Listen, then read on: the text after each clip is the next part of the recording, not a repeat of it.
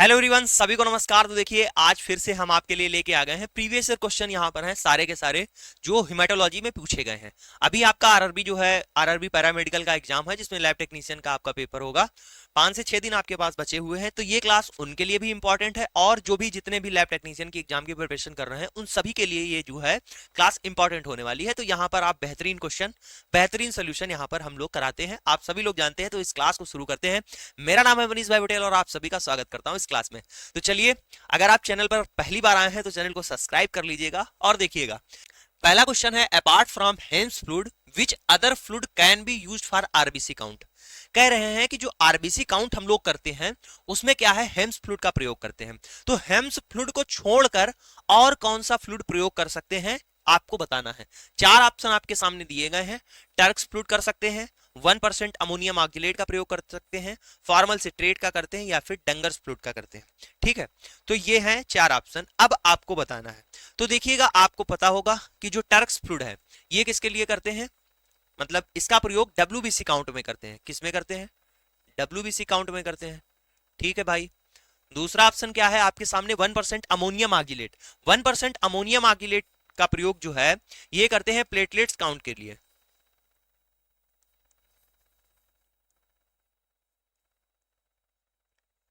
ठीक है, उसके बाद फार्मल सिट्रेट है, तो ये फार्मल सिट्रेट का प्रयोग आरबीसी काउंट के लिए भी करते हैं। ठीक,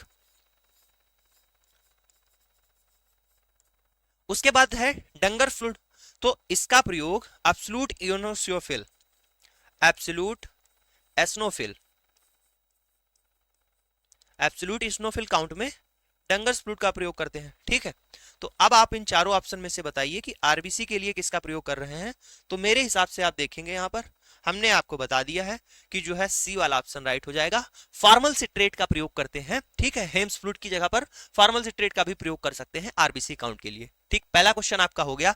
अब आप देखेंगे कि यहां पर एक क्वेश्चन था, इसमें से 1 2 3 4 4 आपके क्वेश्चन क्लियर हो गए हैं। तो इस तरीके से यहां पर आपको क्लासेस मिलेंगी। क्वेश्चन के नाम पर ये नहीं है कि सिर्फ और सिर्फ आपने क्वेश्चन पढ़ा और आंसर लगा दिया। उसका डिटेल एक्सप्लेनेशन जब आप चीजों को पढ़ते हुए करते हुए चलेंगे तभी आपको मजा आएगी। ठीक है, दूसरे क्वेश्चन की ओर बढ़ते हैं। दूसरा क्वेश्चन है आपके सामने, by the WPC pipette the dilution of blood obtain is. जो हमारी डब्ल्यूपीसी पिपेट होती है उसमें जो हम लोग डाइल्यूशन बनाते हैं वो कितना होता है? 1:10 टाइम होता है, 1:20 टाइम होता है, 1:100 टाइम होता है, या 1:200 टाइम होता है जो डब्ल्यूपीसी पिपेट से हम लोग करते हैं। तो आपको बता दें, जो डब्ल्यूपीसी पिपेट होती है उससे जो डाइल्यूशन होता है वो डाइल्यूशन हमारा होता है 1:20 का। कितने का? 1:20 का। ठीक है, 1:20 का होता है। अब यहां पर आप देखेंगे कि 1:200 भी लिखा हुआ है। ये डाइल्यूशन किस में होता है? ये डाइल्यूशन मेरे भाई होता है आरबीसी पिपेट में। किसमें? आरबीसी पिपेट में। ठीक, तो इसका बी ऑप्शन राइट हो जाएगा। जो हमारी डब्ल्यूबीसी पिपेट होती है उसमें डाइल्यूशन होता है 1:200 का, 1:20 का। ठीक है, what is the advantage of electronic counting method over the manual method.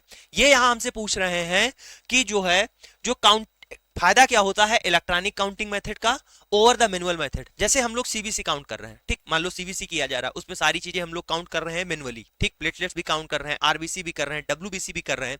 तो ये सब जो काउंटिंग हम लोग कर रहे हैं, और एक हमारे पास जो है सीबीसी जो है काउंटर वो रखा हुआ है, इलेक्ट्रॉनिक काउंटिंग रखा है, 5 पार्ट 3 पार्ट ये रखा हुआ है।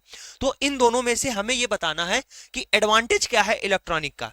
4 ऑप्शन आपके सामने दे रखे हैं कि स्पीड, दूसरा है ऑटोमेटेड कैलकुलेशन, ठीक है, तीसरा है प्रिसीजन, ठीक है, और चौथा ऑप्शन कह रहा है कि आल। तो आपको बता दें जो इलेक्ट्रॉनिक मेथड है, तो भाई मेरे स्पीड तो उसमें रहेगी ही ज्यादा। आप मैनुअली करेंगे चीजों को, डाइल्यूशन बनाएंगे, काउंटिंग करेंगे, एक एक काउंट करेंगे, फिर उसके बाद निकालेंगे। लेकिन इलेक्ट्रॉनिक मेथड में आप जानते हैं कि तुरंत आपने सैंपल उसको दिया, उसने रीड किया और वैल्यू आ गई। ठीक, ये हो गई स्पीड। तो भाई इलेक्ट्रॉनिक मेथड में स्पीड तो होगी जल्दी, काम जल्दी हो जाएगा। ऑटोमेटेड कैलकुलेशन, आपको कुछ कैलकुलेशन करने नहीं, अपने आप ही हो जाती है। और उसके बाद में भैया प्रिसीजन, यानी करेक्ट भी जो है, जो उसकी जो है कहते हैं एक्यूरेसी, वो भी किसकी ज्यादा होगी? वो भी भाई इलेक्ट्रॉनिक काउंटिंग की ज्यादा होगी। तो ऑल ऑप्शन यहां पर सही हो जाएंगे। जो इलेक्ट्रॉनिक मेथड है उसमें ये तीनों चीजें आप देखेंगे कि बेहतर रहती हैं। ठीक है, आगे चलिएगा। नेक्स्ट क्वेश्चन है, what is the formula of absolute neutrophil count. क्या होता है with the help of DLC and TLC. मतलब ये हमसे पूछा जा रहा है कि एब्सोल्यूट आपको न्यूट्रोफिल काउंट करना है, डीएलसी और टीएलसी अगर आपको पता है, ठीक है। डीएलसी क्या है? डिफरेंशियल ल्यूकोसाइट काउंट है। टीएलसी क्या है? टोटल ल्यूकोसाइट काउंट है, ठीक है। तो इसका फार्मूला होता है, TLC into neutrophil divided by 100। इसका फार्मूला क्या होता है? अगर आपको टीएलसी पता है, अगर आपको न्यूट्रोफिल परसेंटेज पता है, तो आप डिवाइड कर दीजिए 100 से, आपका क्या है? एब्सोल्यूट न्यूट्रोफिल काउंट आ जाएगा, ठीक है। इसका सी ऑप्शन राइट हो जाएगा। अगला क्वेश्चन है, during the granulocyte production in the bone marrow myoblast is converted into. अब यहां पर यह क्वेश्चन आ गया है कि जो हमारी बोन मैरो में ग्रेनुलोसाइट का प्रोडक्शन होता है, बनती है, तो वहां पर यह पूछ रहे हैं माइलोब्लास्ट होती है, वो किसमें आगे कन्वर्ट होती है, ठीक है। तो चार ऑप्शन आपके सामने दिए गए हैं, माइलोसाइट, मेटामाइलोसाइट, प्रोमाइलोसाइट या मैच्योर ग्रेनुलोसाइट। आओ इसको बेसिक से समझते हैं कि ये कैसे कन्वर्जन होता है ग्रेनुलोसाइट का और कैसे हमारी डब्ल्यूबीसी का फॉर्मेशन होता है। जानते हैं, जो भी हमारी चाहे डब्ल्यूबीसी हो, चाहे हमारी आरबीसी हो, चाहे हमारी प्लेटलेट्स हो, ठीक, प्लेटलेट्स हो, इन सभी का फॉर्मेशन कहां पर होता है? इन सभी का फॉर्मेशन बोन मैरो में होता है, ठीक,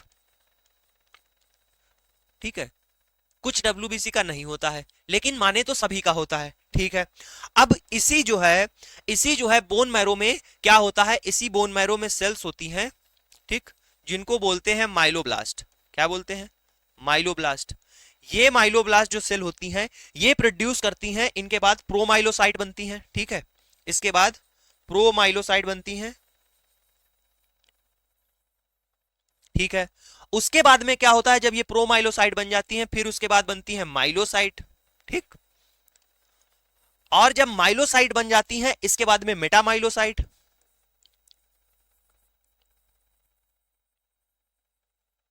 मेटामाइलोसाइट के बाद में बैंड सेल, और बैंड सेल के बाद में हमारी ग्रेनुलोसाइट बनती हैं, ठीक। ऐसे ही क्या होता है? मैचुरेशन होता है और धीरे धीरे सेल्स कन्वर्ट होके बन जाती हैं। तो अब हमसे यहां पर पूछा गया है कि बोन मैरो में जो माइलोब्लास्ट होती हैं, वो किसमें कन्वर्ट हो जाती हैं। अब आप बताइए माइलोब्लास्ट किसमें कन्वर्ट हो रही हैं? तो मेरे भाई माइलोब्लास्ट कन्वर्ट हो रही हैं, यहां पर देखेंगे कि किसमें कन्वर्ट हो जा रही है? प्रोमाइलोसाइट में हो जा रही है। ऑप्शन देखिएगा, इसका सी ऑप्शन राइट हो जाएगा, प्रोमाइलोसाइट, ठीक है। प्रोमाइलोसाइट। देखो माइलोसाइट जहां पर लिखा, आखिरी जिसके लास्ट के वर्ड में साइट लिखा होगा, इसका मतलब होगा सेल। ब्लास्ट जहां पर लिखा होगा वो होती है प्रोड्यूस करने वाली, पैदा करने वाली, ठीक है। ब्लास्ट जहां पर लिखा होगा वो होती है पैदा करने वाली। साइट जिसके लास्ट में लिखा होगा वो क्या होंगी? सेल होंगी, ठीक। तो इसका सी ऑप्शन राइट हो जाएगा। नेक्स्ट क्वेश्चन की ओर चलिए, what is the normal value of WBC? ये सभी लोग जानते हैं, इसमें कुछ नहीं आपको बताना है। 4000 से 11000 जो है पर क्यूबिक एमएम ऑफ ब्लड, ठीक है, इसकी बात नहीं करेंगे। What is the normal WBC count at birth? ठीक, normal WBC count at birth में आप जानते हैं 20,000 के आसपास होती है, ठीक है। भाई मेरे नेक्स्ट क्वेश्चन देखिए, अच्छा क्वेश्चन है। Cells of myeloid series of leukocyte are produce by. कह रहे हैं कि जो है हमारी ल्यूकोसाइट प्रोड्यूस होती है माइलाइड सीरीज से, वो किसके द्वारा होती है? स्प्लीन के द्वारा, बोन मैरो के द्वारा, लीवर के द्वारा, या फिर लिम्फाइड टिश्यू के द्वारा। बोन मैरो अपनी जो अथिमज्जा हो गई उसके द्वारा, यकृत के द्वारा, स्प्लीन मतलब तिल्ली, प्लीहा, ठीक है, या फिर आपके जो लिम्फाइड टिश्यू होती है उनके द्वारा। तो देखिएगा मेरे भाई, बात को समझते हैं। देखो जो हमारी लॉन्ग बोन होती है, ठीक है, आप जानते हैं लॉन्ग बोन के अंदर, ठीक, हमारी बोन मैरो होती है, ठीक। इन्हीं लॉन्ग बोन के अंदर आप देखेंगे बोन मैरो होती है, ठीक। यही बोन मैरो में क्या होता है? इन्हीं बोन मैरो के अंदर आरबीसी, ये बोन मैरो प्रोड्यूस करती हैं, आरबीसी हो, डब्ल्यूबीसी हो, चाहे वो प्लेटलेट्स हो, ठीक। इन सभी का जो है फॉर्मेशन,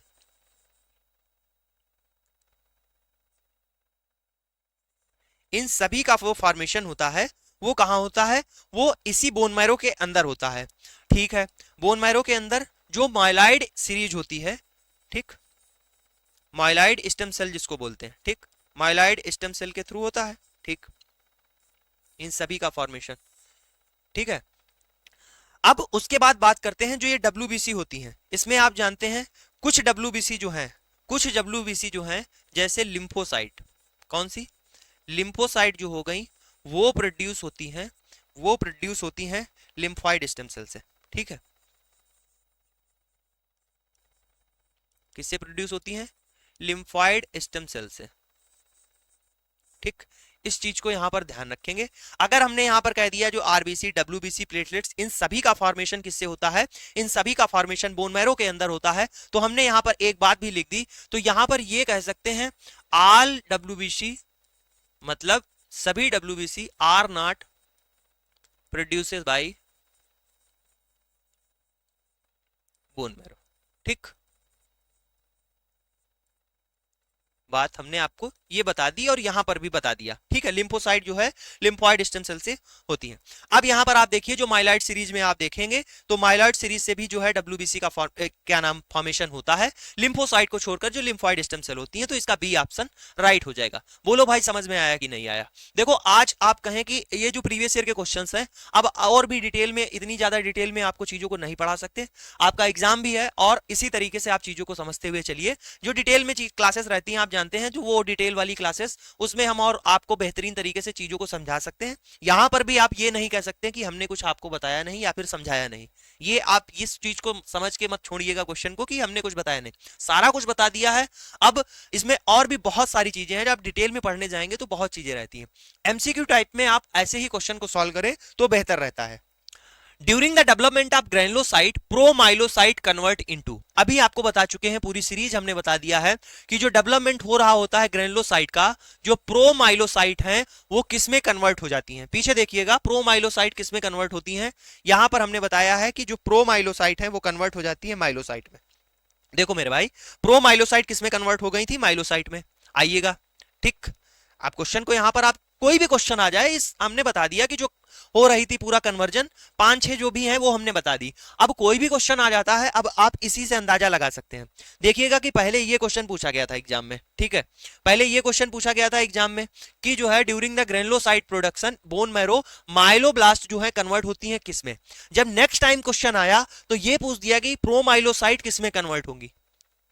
तो इसी तरीके से क्वेश्चन पूछे जाते हैं इर्द गिर्द। ठीक है, मतलब कि अगर ऐसा क्वेश्चन पूछा गया ये, तो नेक्स्ट टाइम ये पूछा जा सकता है। तो इसी वजह से प्रीवियस ईयर क्वेश्चन आपके लिए इंपॉर्टेंट है और प्रीवियस ईयर क्वेश्चन की प्रैक्टिस करना आपके लिए बहुत जरूरी है। ठीक है, चलिएगा क्वेश्चन को देखते हैं। तो यहां पर आप देख सकते हैं कि जो प्रोमाइलोसाइट है वो कन्वर्ट हो जाती है माइलोसाइट में। ठीक, आगे चलिएगा। अगला क्वेश्चन कह रहा है substance liberated from the site of infection and from the nuclei of disintegrated white blood cell it called. कह रहे हैं कि कौन सा ऐसा सब्सटेंस है जो लिबरेटेड होता है जहां पर इंफेक्शन होता है और from the nuclei of disintegrating white blood cell जो डब्ल्यूबीसी होती है। इरेथ्रोपोइटिन, गैनरोपोइटिन, ल्यूकोपोइटिन और थ्रोम्बोपोइटिन। अब देखिए, अब मान लीजिए, सुनिए पूरी बात मेरी, बहुत अच्छा कॉन्सेप्ट यहां पर आपको समझ में आएगा, बहुत ही शानदार। ये आपका हाथ है, ठीक है, ये आपका हाथ है, खुदा ना खास्ता, ठीक, आपको चोट लग जाती है, यहां पर इन्फेक्शन हो जाता है, ठीक, घाव हो गया। अगर यहां पर इन्फेक्शन हो गया है, ठीक, तो क्या होगा, इन्फेक्शन हो गया है तो आप ये बात जानते हैं कि यहां पर क्या होंगी, डब्ल्यूबीसी आ जाएंगी और जो भी बैक्टीरिया जो भी होंगे उसको क्या करेंगे, मारेंगी। ठीक है, तो आप जानते हैं जब लड़ाई हो रही होती है दो पक्षों में, तो आप जानते हैं कि सैनिक भी मरते हैं और आतंकवादी भी मारे जाते हैं। तो यहां पर वही काम हो रहा होगा। तो जो है डब्ल्यूबीसी यहां पर क्या हो रही होंगी, डब्ल्यूबीसी यहां पर मर भी रही होंगी। तो डब्ल्यूबीसी जब मर रही होंगी,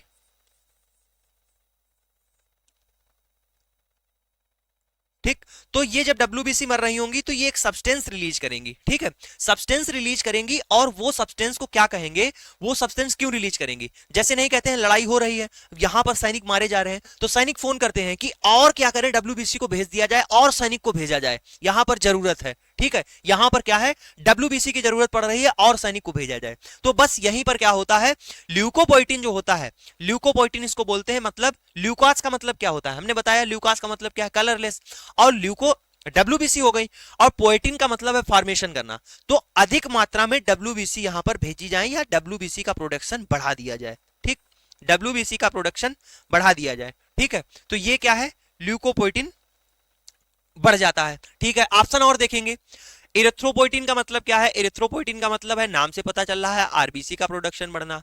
ग्रेनुलोप्रोटीन का मतलब क्या है कि जो हमारी ग्रेनुलोसाइट होती है उनका प्रोडक्शन बढ़ना। ठीक, ग्रेनुलोसाइट का प्रोडक्शन बढ़ जाना। ठीक। ल्यूकोपोइटिन का मतलब क्या है कि भाई जो डब्ल्यूबीसी है उनका प्रोडक्शन बढ़ा दिया जाए। थ्रम्बोपोइटिन का मतलब क्या है, थ्रम्बोपोइटिन का मतलब क्या है, जो हमारी थ्रम्बोसाइट्स होती हैं प्लेटलेट्स, उनका प्रोडक्शन क्या हो, बढ़ा दिया जाए। ठीक, ये चीज हो गई। तो आप इस बात को समझ पाए कि जैसे जहां पर इंफेक्शन है, घाव हो गया है, वहां पर क्या हो रही होगी, बैक्टीरिया और डब्ल्यूबीसी के बीच में लड़ाई हो रही होगी। तो कुछ बैक्टीरिया मर रहे होंगे, कुछ डब्ल्यूबीसी मर रहे होंगे। जैसे कि कहीं बॉर्डर पे लड़ाई हो रही है तो कुछ आतंकवादी मर रहे हैं और कुछ हमारे सैनिक भी मारे जा रहे हैं। तो जब सैनिक मारे जा रहे हैं तो सैनिक फोन करते हैं कि और सैनिक की आवश्यकता है, भेजा जाए, और सैनिक जो है भेजे जाएं और हमारे पास हथियार भेजे जाएं। तो उसी तरीके से डब्ल्यूबीसी जो है क्या करते हैं, जो मरने वाले हैं वो सब्सटेंस रिलीज करते हैं और उन्हीं को बोलते हैं ल्यूकोपोइटिन, जिससे क्या होता है, डब्ल्यूबीसी का प्रोडक्शन बढ़ता है। ठीक है, तो क्या कहेंगे, इसका कौन सा ऑप्शन राइट हो जाएगा, इसका सी ऑप्शन राइट हो जाएगा। आई होप चीजें आपको समझ में आ रही होंगी, मजा आ रहा होगा। चलिएगा, what is the function of white blood cell, WBC का काम क्या होता है, और डब्ल्यूबीसी को आप जानते हैं क्या बोलते हैं, ल्यूकोसाइट बोलते हैं।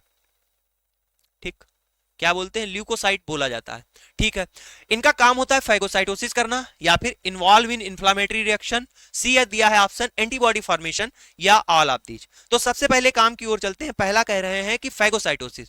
हाँ भाई, फैगोसाइटोसिस करती है डब्ल्यूबीसी, डब्ल्यूबीसी का काम होता है फैगोसाइटोसिस करना। और कौन सी डब्ल्यूबीसी फैगोसाइटोसिस करती है, ये आप लोग जानते होंगे, जो हमारी न्यूट्रोफिल होती है, जो हमारी न्यूट्रोफिल होती हैं, एक टाइप की डब्ल्यूबीसी है, वो किसका काम करती हैं, वो फाइगोसाइटोसिस का काम करती हैं। अब इन्फ्लामेटरी रिएक्शन में कौन इन्वॉल्व होती है, ये आप जानते हैं, इन्फ्लामेटरी रिएक्शन में इन्वॉल्व होती है इस्नोफिल। ठीक, इस्नोफिल एक प्रकार की डब्ल्यूबीसी है। और एंटीबॉडी फॉर्मेशन में आप देखेंगे कि हमारी लिम्फोसाइट हो गई। ठीक, लिम्फोसाइट इन्वॉल्व होती है। ठीक है, तो आप देख रहे हैं कि डब्ल्यूबीसी के ये तीनों काम हो सकते हैं और अलग अलग डब्ल्यूबीसी अपना अलग अलग काम कर रही हैं। अब बात कर रहे हैं स्नोफिल की, जो इन्वॉल्व इन इन्फ्लामेटरी रिएक्शन की बात यहां पर लिखी हुई है। तो आप ये लोग जानते होंगे कि जो बेसोफिल होती है वो हमारी हिस्टामिन रिलीज करती है। ठीक है, तो ये क्या है, इन्फ्लामेटरी रिएक्शन में हो गया।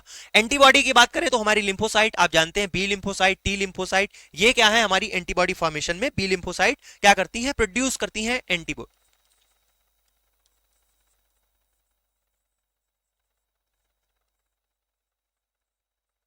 Produce antibody. ठीक है, तो ये तीनों काम किसके हैं, ये तीनों काम डब्ल्यूबीसी के लिखे हुए हैं, तो इसका डी ऑप्शन राइट हो जाएगा, ऑल। ठीक है, आगे चलिएगा, क्वेश्चन कह रहा है substance which greatly influence the growth and repair of tissue are called. एक आपको सब्सटेंस पूछा जा रहा है, चार ऑप्शन आपके सामने दिए गए हैं कि जो इन्फ्लुएंस करता है ग्रोथ को और repair of the tissue are called. तो हम आपको बताएं कि जो टिश्यू की ग्रोथ और रिपेयर को इन्फ्लुएंस करता है उनको बोलते हैं ट्रिफोन्स। क्या बोलते हैं, उनको ट्रिफोन्स बोला जाता है। ये हमारे भाई, ये जो केमिकल सब्सटेंस होता है ट्रिफोन्स, यही क्या करता है, इन्फ्लुएंस कर देता है ग्रोथ को, हमारे टिश्यू की ग्रोथ को बढ़ा देता है। ठीक है, अगले क्वेश्चन की ओर आइए। A fall in leukocyte count below 4000 पर cubic mm of blood is called.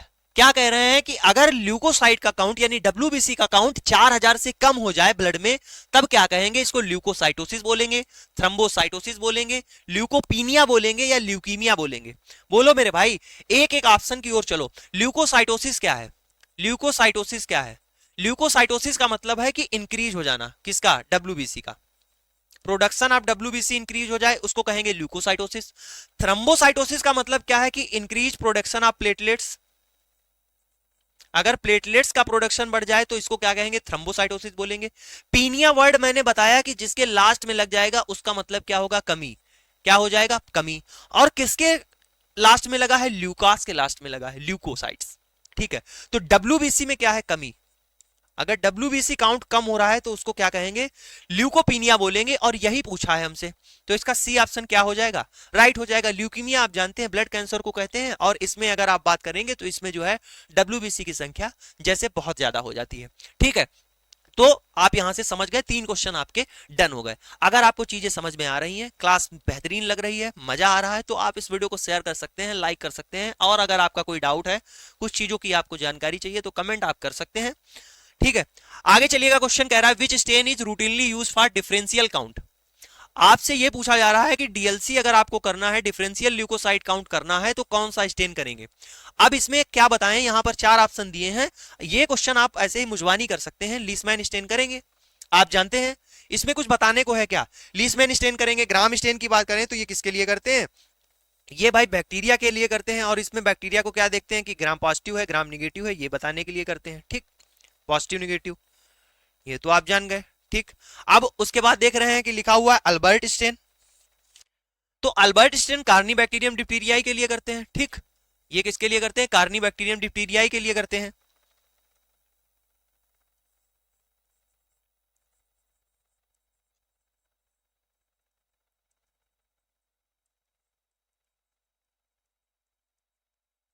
ठीक है, उसके बाद में एक्राडाइन ऑरेंज स्टेन की बात करोगे तो ये पैरासाइट के लिए करते हैं। ठीक है, ये पैरासाइट के लिए करते हैं। अब बताओ मेरे भाई, अगर ये क्वेश्चन एग्जाम में पूछा गया है, इसको आप क्यों सही नहीं कर सकते? क्या डीएलसी काउंट किया जा रहा है? अगर आपसे कह दें सीबीसी के लिए अगर आपको करनी रहती है तो आप कौन सा स्टेन करते हैं? लीसमैन स्टेन जो करते हैं उसमें आप देखते हैं कि भैया सेल काउंट के लिए कौन सा स्टेन किया जाता है, सेम वही पूछा है। अब क्वेश्चन पूछने को यही कर सकते हैं कि सेल काउंट के लिए, अगर यहां पर लिखा होता। बस उसने क्या किया, आपसे बोल दिया कि आपको सिर्फ और सिर्फ डिफरेंशियल काउंट करना है। अगला क्वेश्चन देखिए, the alcohol use for dissolving Leishman stain must be free from. कह रहे हैं कि the alcohol use for dissolving Leishman stain must be free from. जो अल्कोहल यूज किया जाता है लीसमैन स्टेन के लिए, वो होना चाहिए फ्री होना चाहिए, स्टोन फ्री होना चाहिए, वाटर फ्री होना चाहिए, एसिटिक एसिड फ्री होना चाहिए, या ऑल ऑप्शन दिए गए। अब देखो यहां पर समझो, पहले तो ये बताओ कि एसीटोन फ्री होना चाहिए, वाटर फ्री होना चाहिए, कि एसिटिक एसिड होना चाहिए। तो एसीटोन क्या करता है ये आपको पता होना चाहिए, तभी इस बात को आप समझ पाएंगे कि अगर एल्कोहल के साथ एसीटोन होगा तो वो क्या खराब कर देगा। तो भाई मेरे जो एसीटोन होता है वो क्या कर देता है, वो सेल को सेल मेम्ब्रेन रप्चर कर देता है।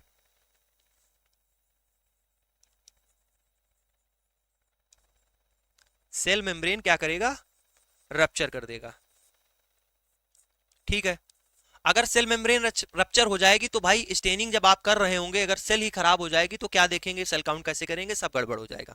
ठीक है, अगर वाटर हो जाता है, अगर आप वाटर यूज करते हैं तो क्या होगा, वाटर यूज करेंगे तो क्या हो जाएगा, जिसको बोलते हैं स्टेन। ठीक है, वाटर क्या होता है, जल्दी क्या होता है, इवोपरेट नहीं होता है। वाटर क्या होता है, जल्दी इवोपरेट नहीं होगा। ठीक, उड़ेगा नहीं, तो उससे क्या हो जाएगा, उससे दाग पड़ जाएगा। ठीक, उससे दाग दाग दिखेगा तो सेल काउंटिंग में भी दिक्कत आएगी।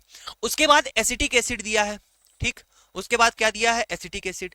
एसिटिक एसिड क्या कर देता है, एसिटिक एसिड जो प्रोटीन होती है, जो प्रोटीन होती है उसको डीनेचर कर देता है। तो ये भी जो है, अगर प्रोटीन डीनेचर कर दी तो सेल मेम्ब्रेन किसकी बनी होती है, सेल मेम्ब्रेन किसकी बनी होती है, सेल के अंदर क्या होता है, प्रोटीन होती है। तो अगर ये सारे काम इनसे हो जा रहे हैं, एसीटोन भी गड़बड़ कर देगा, वाटर भी गड़बड़ कर रहा है, एसिटिक एसिड भी गड़बड़ कर दे रहा है, तो इसका मतलब ये तीनों नहीं होने चाहिए। तो इसका डी ऑप्शन क्या हो जाएगा, राइट हो जाएगा। बोलो मेरे भाई। ठीक है, आगे चलिएगा। क्वेश्चन कह रहा है the thickness of the blood film, जो हम लोग स्मेयर बनाते हैं, जो ब्लड फिल्म बनाते हैं वो डिपेंड करती है किस पर। ए ऑप्शन है स्प्रेडिंग टेक्निक पर, बी ऑप्शन है साइज ऑफ ब्लड ड्रॉप पर, सी ऑप्शन है angle between spreader and slide. दिमाग लगाइए बस, केवल आप सोचिएगा कि आप स्लाइड बना रहे हैं, तो जो स्प्रेडिंग आपकी टेक्निक है, जो स्प्रेडिंग टेक्निक है, जैसे ये आपकी स्लाइड है। ठीक है, ये आपकी स्लाइड है और ये आपका स्प्रेडर ऐसे रखा हुआ है।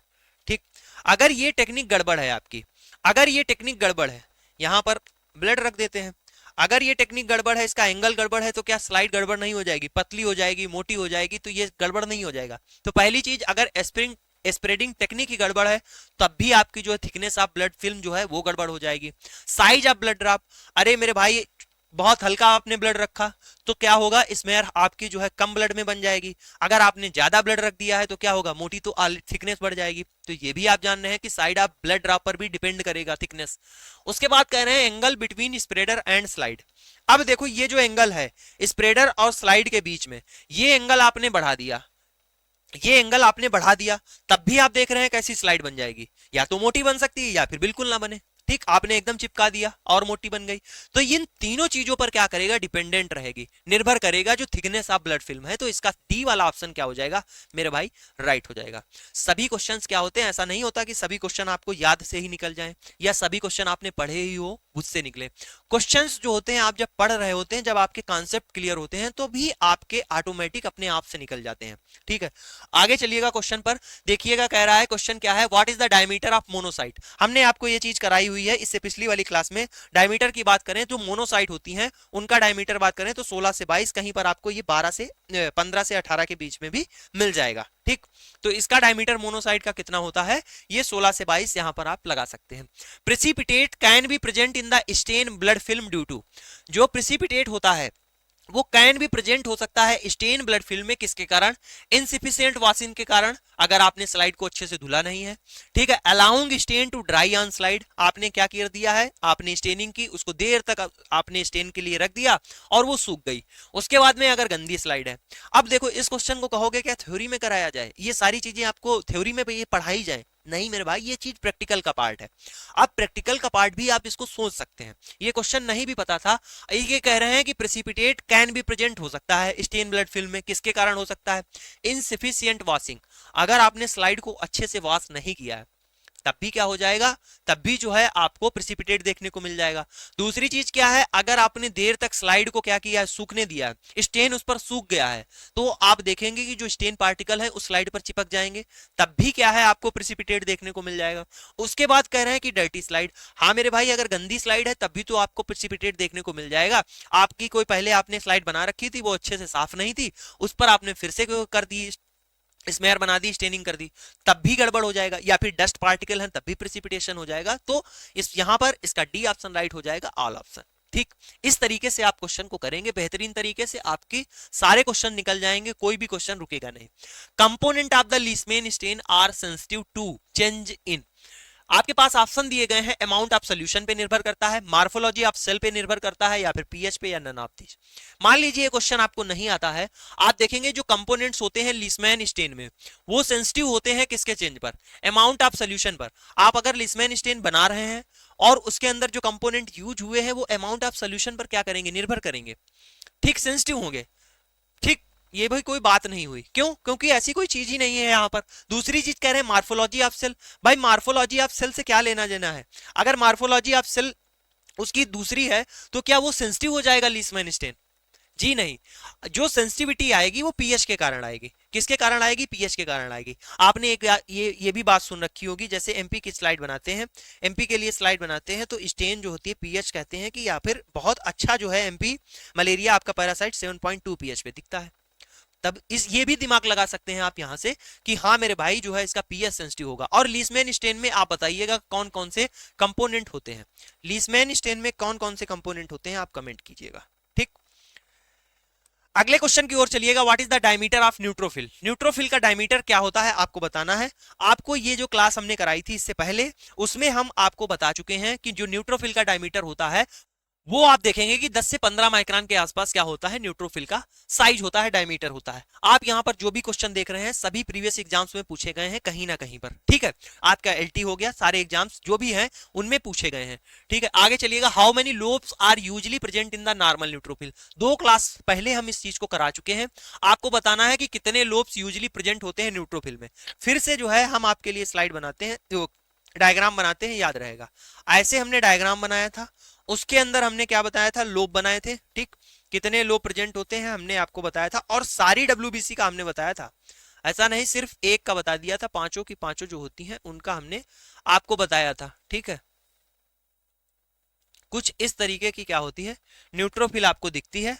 और आप देखेंगे कि जो न्यूट्रोफिल दिखती है, आप बताइए कि न्यूट्रोफिल कैसी होती है, ग्रेनुलोसाइट होती है या फिर ए ग्रेनुलोसाइट होती है? न्यूट्रोफिल कहेंगे आप, ग्रेनुलोसाइट होती है तो इस पर ऐसे ग्रेन्यूल्स भी दिखेंगे। अब यहां पर देखेंगे कि न्यूट्रोफिल में क्या होता है। न्यूट्रोफिल के अंदर आपको लोब्स देखने को मिल जाएंगे, न्यूक्लियस के अंदर 2 से 6, 2 to 6 लोब्स दिखेंगे न्यूट्रोफिल में। ठीक है, ये बात आपको ऑलरेडी याद होगी। वही चीज है, आप जीवन में ये चीज आप उतार लीजिए कि अगर आपने एक चीज कोई चीज पढ़ ली है और उसको आपने कॉपी में लिख लिया है तो उसको आप रिवीजन करें।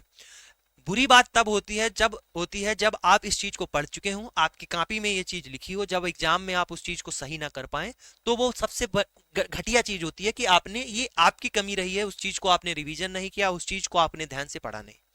अगर आप मेहनत कर रहे हैं, अगर आप 1 घंटे की क्लास कर रहे हैं, या तो अगर आप ना कर रहे हो तो कोई बात ही नहीं है, किसी बात का रिग्रेट ही नहीं है। आप क्लास करने के बावजूद भी और ये चीजें आपको जब बताई जाए और उसके बावजूद आपका क्वेश्चन गलत हो जाए तो आपको खुद पे शर्म करनी चाहिए, क्योंकि कमी आपकी है। मैं ये नहीं कहता हूं कि आप डिमोटिवेट हो जाएं, इसमें कमी आप देखिए किसकी है, आपकी कमी आपकी है।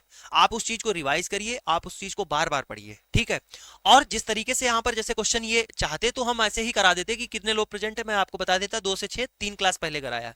लेकिन उस बच्चे का क्या जो आज मेरी क्लास करने आया, या फिर उसका क्या, जैसे कि आप उस चीज को भूल गए थे, रिवाइज नहीं किया है, तो ये मेरी रिस्पॉन्सिबिलिटी है कि मैं इसको आपको फिर से डायग्राम बनाऊं, फिर से इस चीज को मैं लिख दूं। मैं भी तो आराम चाह सकता हूं कि ऐसे 2 से 6 बता दिया, टिक कर दिया, आगे चला जाऊं। ये क्यों मैं यहाँ पे बना दिया हूं? ये मैं इसी वजह से बना दिया हूं कि आप देखें, आपके दिमाग में ये चीजें बैठ जाएं, आप भी मेहनत करें, हम भी आपके साथ में मेहनत करेंगे, और चीजें ऐसे ही बरकरार अच्छी तरीके से चलती रहेंगी और आपकी तैयारी होती रहेगी। फिर मैं आपसे बोल रहा हूं, बिहार लैब टेक्नीशियन का अगर अभी पेपर नहीं हो रहा है तो इसका मतलब ये नहीं है कि आप अपनी क्लासेस को बंद कर देंगे। आप उसी अंदाज में क्लासेस करिएगा। अगर मान लीजिए वैकेंसी आ जाती है तो आप ये मत सोचिए आपके पास फिर से 2 महीने मिल जाएंगे, फिर आप ये सोचते हैं पेपर नोटिस आ गई, 5 दिन में आपका पेपर की डेट आ जाएगी, 7 दिन में आपका पेपर हो जाएगा। जब भी आती है, इस 7 दिन में अगर आपने यहां से पढ़ाई बंद कर दी और उन 7 दिन में आप सोचेंगे जब नोटिस आ गया पढ़ लेंगे, तो ऐसा हो पाएगा? 7 दिन में यही सोचते रह जाएंगे, खुद पर यही करेंगे, गिल्ट महसूस होगा कि भाई मैंने तैयारी कर ली होती, छोड़ा नहीं होता। तो उस शर्म से बचने के लिए आप तैयारी बराबर करते रहिए, और इस चीज में बिल्कुल मत आइए कि भाई पेपर होगा कि नहीं होगा और हम यहाँ से तैयारी बंद करते हैं। और बहुत सारे एग्जाम्स हैं यार, बहुत सारे एग्जाम्स होते हैं और बहुत सारे एग्जाम्स आने वाले हैं। ठीक है, stain picked by the nucleus, stain जो है वो ले लेता है न्यूक्लियस ऑफ मोनोसाइट का, कैसा लेगा, कौन सा स्टेन लेगा, किस टाइप का, एसिडिक स्टेन ले लेगा, बेसिक लेगा, कि दोनों लेगा, या नन ऑफ दीज लेगा?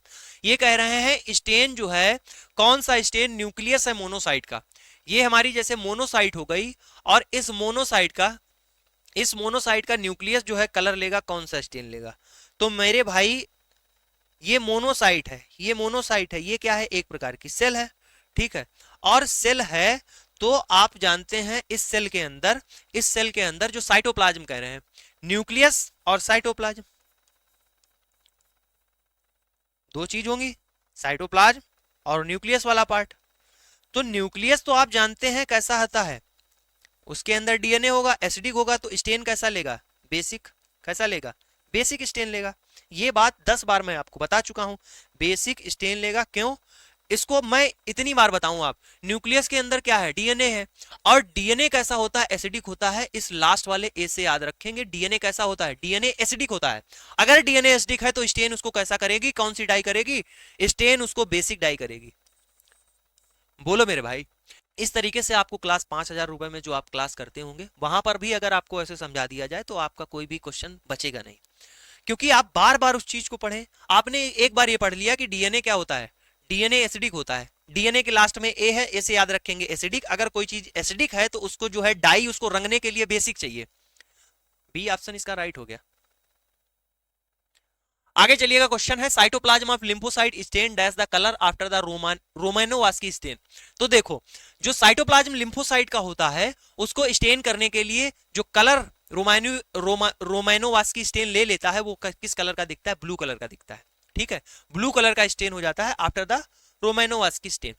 Normal percentage of basophil in TLC is, ठीक है, कितना होता है बेसोफिल का, ये हमने जो है सारी डब्ल्यूबीसी बताई थी, जैसे न्यूट्रोफिल हो गई, लिम्फोसाइट हो गई, मोनोसाइट हो गई, इओसिनोफिल हो गई, बेसोफिल हो गई। बेसोफिल में बताया था कि सबसे कम होती हैं 0 से लेकर कहीं पर आपको 1.5 या फिर 2 तक, ठीक, 1.5 या 2 तक, ठीक है, 2% तक आपको इस्नोफिल देखने को मिल जाएंगी। सबसे कम कौन होती थी, इस्नोफिल होती है, और सबसे ज्यादा कौन सी होती थी, न्यूट्रोफिल होती है। इसका डी ऑप्शन क्या हो जाएगा, राइट हो जाएगा। अगर पूछ दिया जाए, यहां पर देखिए अब की बार आपसे परसेंटेज पूछा है, मान लीजिए आपसे एब्सोल्यूट पूछ दे, एब्सोल्यूट कितनी होती हैं, तो एब्सोल्यूट की बात करेंगे तो एब्सोल्यूट होती हैं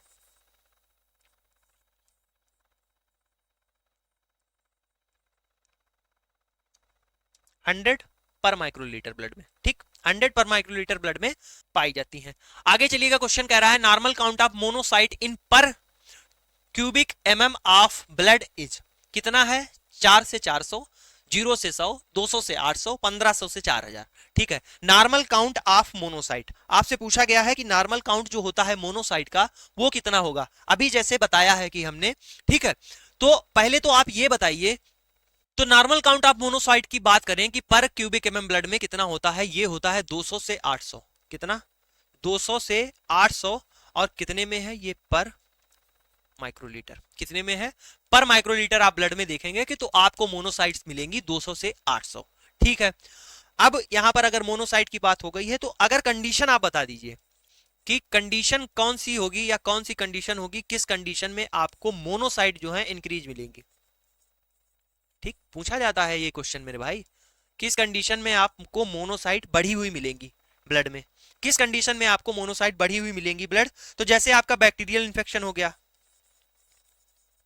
कौन सा हो गया, बैक्टीरियल इन्फेक्शन हो गया, प्रोटोजोवन इन्फेक्शन हो गया, ठीक, इनमें सब में आपको क्या मिलेगा, मोनोसाइट बढ़ी हुई मिल सकती हैं आपको।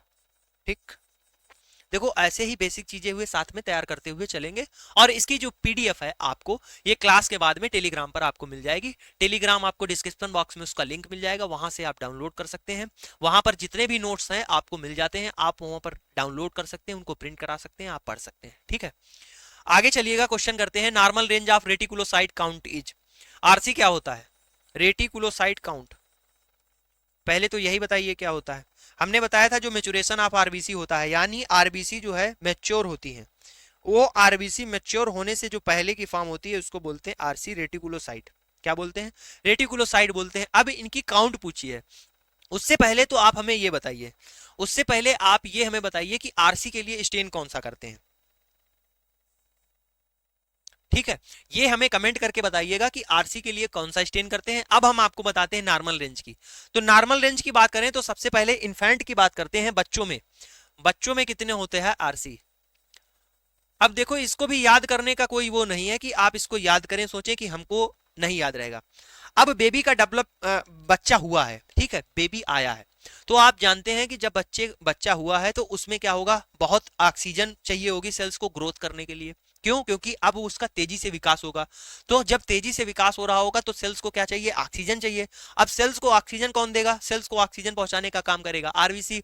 अगर आरबीसी हमें ज्यादा चाहिए तो उनको आरबीसी ज्यादा बॉडी में होंगी, तो वो किससे आ रही होंगी, आरसी से ही तो आरबीसी बन रही होंगी। ठीक है, तो ये आरबीसी, ये आरसी इन्फेंट्स में ज्यादा होंगी, सबसे कितनी होंगी, 2 से 6%। ठीक है मेरे भाई, कितनी होंगी, 2 से 6%। अब बात करो इन्फेंट्स में तो हो गई, एडल्ट और चिल्ड्रन में कितनी होंगी, एडल्ट एंड चिल्ड्रन में, बच्चों में और एडल्ट में कितनी होंगी आरसी। तो एडल्ट और बच्चों की बात करें तो 0.5 से 2.5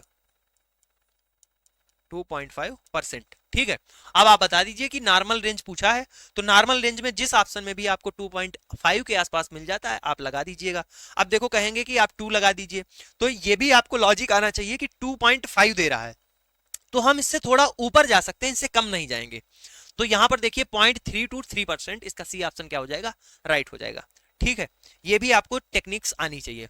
अब कह रहे हैं the Neubauer reticulocyte is count about, देखो एक बार क्वेश्चन ये आया है एग्जाम में, उसके बाद दोबारा ये एग्जाम में क्वेश्चन आ गया है कि रेटिकुलोसाइट काउंट बच्चों में कितनी होती है। इसी वजह से इस सीक्वेंस में हमने आपको क्वेश्चन रखे हुए ताकि आपको ये चीज समझ पाए कि पहली बार ऐसे क्वेश्चन आया है, ये पूछा गया है कि नॉर्मल रेंज क्या है, दूसरी बार ये पूछ दिया गया कि बच्चों में क्या है।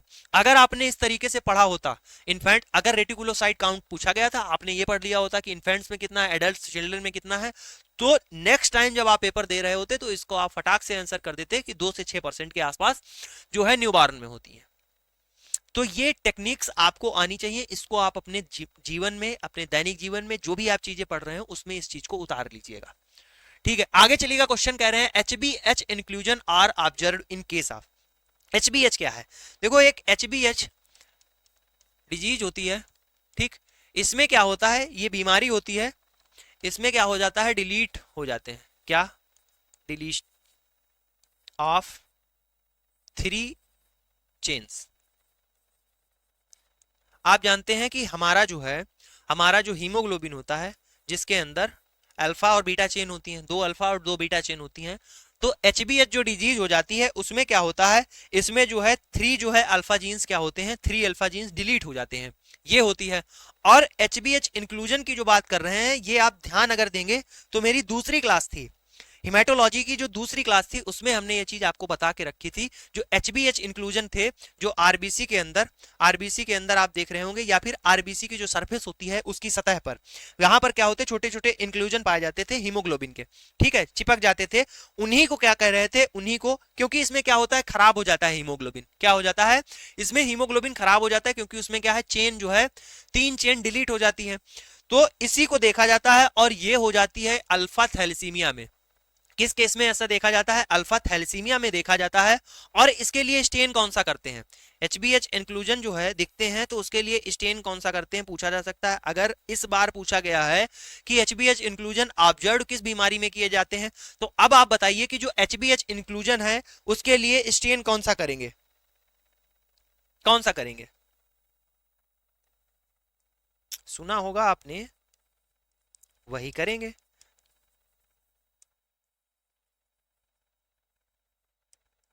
ब्रिलियंट क्रिसाइल ब्लू, ठीक। क्या करते हैं? स्टेन करेंगे इसके लिए, तो इसका ए ऑप्शन राइट हो जाएगा। ठीक है, आगे चलिएगा। क्वेश्चन कह रहा है in which physiological condition the reticulocyte count is raise. अब इसमें आप समझिएगा, नेक्रोसिस है, हाइपोक्सिया है, हाइपरऑक्सिया है और ल्यूकोसाइटोपिनिया है। कह रहे हैं डी ऑप्शन तो होगा नहीं, हाइपरऑक्सिया भी नहीं होगा, नेक्रोसिस में क्या है सेल मर जा रही है तब भी नहीं होगा। सी ऑप्शन आपका राइट हो जाएगा। अभी आप देखें कैसे राइट हो गया। अब देखो समझो इस चीज को, कह रहे हैं कि फिजियोलॉजिकल कंडीशन कौन सी हो सकती है जिसमें रेटिकुलोसाइट जो है बढ़ा हो। रेटिकुलोसाइट बढ़े होने का मतलब क्या है? आरसी बढ़ी होने का मतलब है कि कहीं पर जो है आरबीसी की डिमांड ज्यादा हो, आरबीसी की डिमांड ज्यादा हो।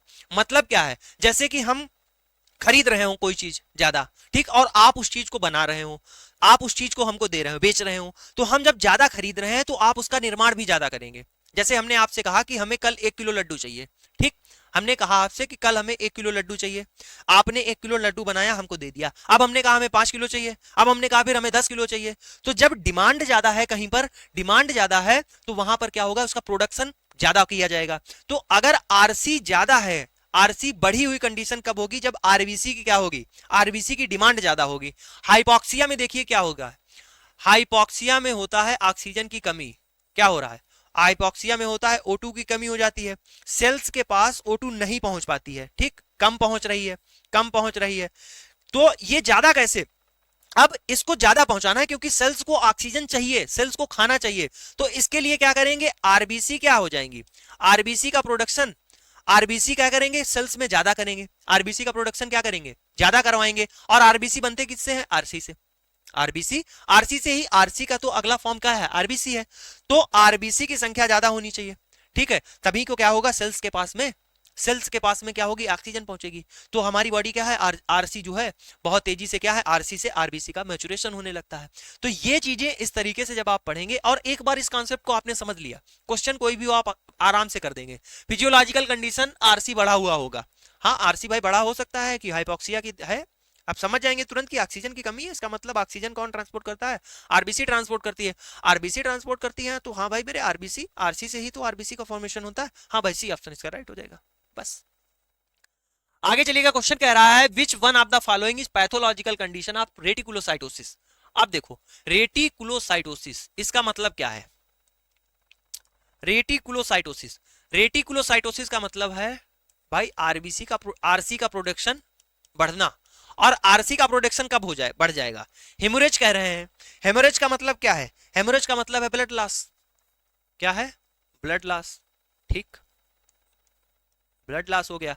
डिसऑर्डर ऑफ बोन मैरो, हाँ बोन मैरो डिसऑर्डर में, या फिर ट्रीटमेंट ऑफ डिफिशियंसी एनीमिया। तो इन 3 कंडीशन दी गई हैं, इन तीनों में आपको बताना है कि क्या रेटिकुलोसाइटोसिस हो जाएगी। अब जैसे कह रहे हैं कि डिसऑर्डर ऑफ बोन मैरो, अगर बोन मैरो का डिसऑर्डर हो गया है गलती से भी, तो क्या कहेंगे कि इसमें आरसी बढ़ी हुई नहीं पाई जाएंगी। क्या डिसऑर्डर ऑफ बोन मैरो हो गया है, अगर बोन मैरो में कोई दिक्कत आ गई है, दिक्कत आ रही है, तो हो सकता है कि प्रोडक्शन उसका गड़बड़ हो जाए, आरबीसी आरसी जो है ज्यादा प्रोडक्ट करने लगे, ठीक। दूसरा कह रहे हैं ट्रीटमेंट ऑफ डिफिशियंसी एनीमिया, अगर एनीमिया है और उसका इलाज चल रहा होगा, उसका इलाज चल रहा होगा, ठीक है। एनीमिया में क्या होता है? एनीमिया में खून की कमी हो जाती है, और खून की कमी है तो आरबीसी का क्या होगा? आरबीसी का क्या होगा? प्रोडक्शन कम हो जाएगा। आरबीसी हमारी सेल्स में क्या होंगी? कम हो जाए होंगी, ठीक है। तो उन्हीं को बढ़ाने के लिए हमारी बॉडी क्या करेगी? आरसी का निर्माण करेगी, आरसी को बढ़ा देगी, ठीक है। उससे क्या होगा? आरबीसी होगा। तो इन तीनों कंडीशन में क्या हो सकता है? इन तीनों कंडीशन में रेटिकुलोसाइटोसिस की आपको कंडीशन देखने को मिल जाएगी, पैथोलॉजिकल कंडीशन। डी ऑप्शन इसका राइट हो जाएगा। अगला क्वेश्चन है in which anaemia the reticulocyte count is subnormal or may even drop to 0। अब देखिए हीमोलिटिक एनीमिया कह रहे हैं, ए प्लास्टिक एनीमिया कह रहे हैं, थैलेसीमिया कह रहे हैं, या आयरन डिफिशियंसी एनीमिया कह रहे हैं। अब मेरे भाई बात को समझना, 10 बार जो है ये चीज बता चुके हैं। जो ए प्लास्टिक एनीमिया होता है, ए प्लास्टिक एनीमिया में क्या होता है कि बोन मैरो क्या हो जाती है, फेल्योर हो जाती है। क्या होती है? बोन मैरो फेल्योर होती है। ठीक, अब बोन मैरो फेल्योर का मतलब क्या है कि ना तो आरबीसी, ना तो डब्ल्यूबीसी, ना तो प्लेटलेट्स। ठीक, तीनों काम करने में असमर्थ हो जाएगी। आरबीसी का प्रोडक्शन, डब्ल्यूबीसी का प्रोडक्शन और प्लेटलेट्स का भी प्रोडक्शन, ये क्या हो जाएगा, अफेक्ट कर जाएगा। अगर ये फेल्योर हो गई है तो इन तीनों का क्या होगा, प्रोडक्शन कम हो जाएगा। अब आरबीसी जो है प्रोडक्शन का मतलब क्या था, पहले जो है हमारी जो है जो स्टेम सेल्स थी, माइलॉइड स्टेम सेल्स थी, उन्हीं से ही तो जो है हमारी आरसी, और आरसी के बाद में क्या होता था, लिम्फोइड माइलॉइड स्टेम सीरीज से शुरू होती थी, फिर उसके बाद में आरसी, और आरसी के बाद में आरबीसी बनती थी। अगर हमारी ये फैक्ट्री ही खराब हो गई है, ये फेल हो गई है, तो ना ही आरसी बनेगी और ना ही आरबीसी बनेगी। अब हम क्या है, आपसे जैसे लड्डू ले रहे थे, आपसे मंगवा रहे थे, आपकी मशीन ही गड़बड़ हो गई, तो आप ना तो प्रोड्यूस कर पाएंगे। जब आप प्रोड्यूस नहीं कर पाएंगे तो या तो जो फिर आपके पास रखा होगा स्टॉक वो हमें दे देंगे, इसका मतलब कह रहे हैं कि सब नॉर्मल, मतलब जो है नॉर्मल से भी कम हो जाए, या फिर even draft to the zero, आपके पास जो बची थी वो सारी खत्म हो गई। अब इसका मतलब क्या है, जीरो भी हो सकती है। तो जब मशीन ही फेल हो जाएगी, ए प्लास्टिक एनीमिया हो जाएगी, तो उस कंडीशन में आप देखेंगे कि जो आरसी है वो जो है नॉर्मल से भी नीचे जा सकती है, और क्या हो सकती है, even draft to the zero हो सकती है। ठीक है, अगले क्वेश्चन की ओर चलिए। The rate at which the RBC settle down in 1 hour is known as. अब ये परिभाषा ही दी गई है, कह रहे हैं कि दर जो होती है आरबीसी के सेटल डाउन होने की, उसको क्या कहते हैं, पीसीबी कहते हैं, ईएसआर कहते हैं, या रेड सेल इंडिसेस कहते हैं, या फिर हेमेटोक्रेट बोलते हैं। आपने देखा होगा कि आप जब ईएसआर लगा रहे होते हैं, जब आप ईएसआर लगा रहे होते हैं तो 1 घंटे के लिए आप क्या करते हैं, स्टैंड पे ऐसे खड़ा कर देते हैं। ठीक है, ऐसे स्टैंड पे खड़ा कर देते हैं और आप इंतजार करते हैं कि जो है आरबीसी नीचे सेटल डाउन हो जाए। तो वही यहां पर परिभाषा लिखी हुई है। उसी चीज को अगर आपने समझ रखा है तो आप बता सकते हैं कि जो रेट होती है, दर at which RBC settle down कर जाती है 1 घंटे में, उससे हम लोग क्या करते हैं, ईएसआर निकालते हैं, उसको हम लोग ईएसआर बोलते हैं। ईएसआर का मतलब क्या होता है, हम देखते हैं, इरेथ्रोसाइट, फुल फॉर्म क्या होता है, इरेथ्रोसाइट का सेडिमेंटेशन, इरेथ्रोसाइट सेडिमेंटेशन रेट, इसका फुल फॉर्म हो गया। ठीक, रेट जिस भी वर्ड मतलब चीज के आगे लास्ट में लग जाए रेट, उसका मतलब होता है दर, पर मिनट, पर आवर, पर घंटे, कितने भी देर हो, रेट का मतलब होता है दर। ठीक है, तो ये हो गया, इसका बी ऑप्शन राइट हो गया। आगे चलिएगा, क्वेश्चन कह रहा है which method is used for estimation of ESR. ESR को एस्टिमेट करने के लिए कौन सा मेथड यूज किया जाता है। आप ये कहेंगे कि क्वेश्चन ये तो बच्चों वाले आप ले आए, ये सब मेरे भाई प्रीवियस ईयर एग्जाम्स में पूछे गए क्वेश्चन है, बच्चों वाले कोई क्वेश्चन नहीं होते हैं। जब आप एग्जाम में बैठे होते हैं तब बहुत आपको कंफ्यूजन होता है। अगर आप इसमें इस क्वेश्चन पे जाएंगे तो ऑप्शन से ही आप एलिमिनेट कर सकते हैं, कोई दिक्कत नहीं होगी। ड्यूक मेथड की बात करेंगे और आईवी मेथड की बात करेंगे, तो आप ये बताइए कि ये किसके लिए करते हैं, बीटी के लिए या फिर सीटी के लिए, सीटी के लिए या फिर बीटी के लिए, आप बताएंगे। अगर आपने जो है दूसरी क्लास कर रखी होगी मेरी, तो उससे आपको ट्रिक भी याद होगी। सीटी के लिए कौन सा करते थे, 2 आपके थे, और बीटी के लिए 3 करते थे। उसमें आप देखेंगे ड्यूक और आईवी किसके लिए करते थे, ब्लीडिंग टाइम के लिए करते थे। साइली मेथड किसके लिए किया जाता था, साइली मेथड एचबी एस्टिमेशन के लिए करते थे, साइली मेथड एचबी एस्टिमेशन के लिए करते थे। उसके बाद बात करते हैं, अब ये बढ़ता है western grain method. Western grain method जो होता है वो किसके लिए करते हैं, वो ईएसआर के लिए करते हैं। ठीक है, ईएसआर इरेथ्रोसाइट सेडिमेंटेशन के लिए किया जाता है। आगे चलिएगा, क्वेश्चन कह रहा है what is the specific gravity of blood. Blood की स्पेसिफिक ग्रेविटी क्या होती है, 4 ऑप्शन दिए गए हैं, 1.010, 1.003, 1.042, 1.006 या 1.006 से लेकर 1.008। अब आप देखेंगे कि जो क्लास थी अपनी बायोकेमिस्ट्री की क्लास थी, उसमें यहां पर एक नहीं, बायोकेमिस्ट्री की नहीं, एक एग्जाम में आया है, एमपी ग्रुप 5 2025 में क्वेश्चन पूछा गया है कि 1.010 ये स्पेसिफिक फिक्स्ड स्पेसिफिक ग्रेविटी किसकी थी, ये फिक्स स्पेसिफिक ग्रेविटी किसकी थी। तो ये आप फिक्स्ड स्पेसिफिक ग्रेविटी देखेंगे तो ये बताया था, ये fix specific gravity renal failure की, ठीक, किसकी, रीनल फेल्योर की। ये कंडीशन आपको रीनल फेल्योर में मिल जाएगी, फिक्स्ड स्पेसिफिक ग्रेविटी होती है इसमें, या फिर होता है एडीएच डिफिशियंसी, एडीएच डिफिशियंसी।